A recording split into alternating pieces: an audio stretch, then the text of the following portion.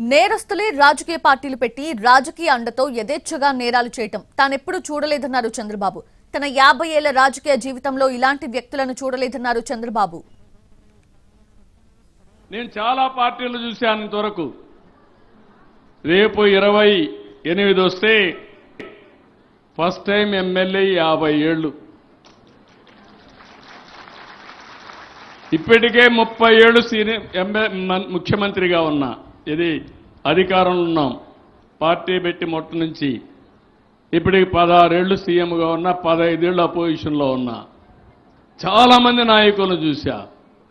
కానీ నేరస్తులే రాజకీయ పార్టీ పెట్టి రాజకీయ అండతో యథేచ్ఛగా నేరాలు చేసే పరిస్థితికి వస్తే ఎక్కడికి పోతామని అడుగుతున్నా.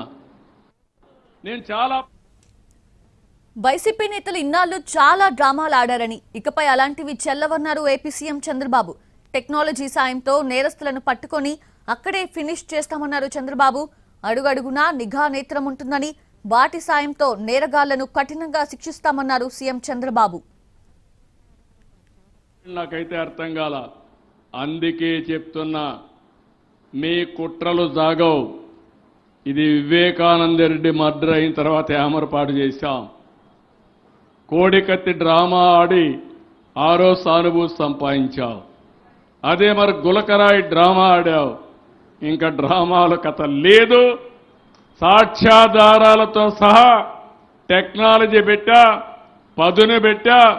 నువ్వు నేరం చేయాలంటే నేరస్తుల్ని నేరుగా పట్టుకొని అక్కడనే ఫినిష్ చేస్తాం తప్ప వదిలిపెట్టే సమస్య లేదు.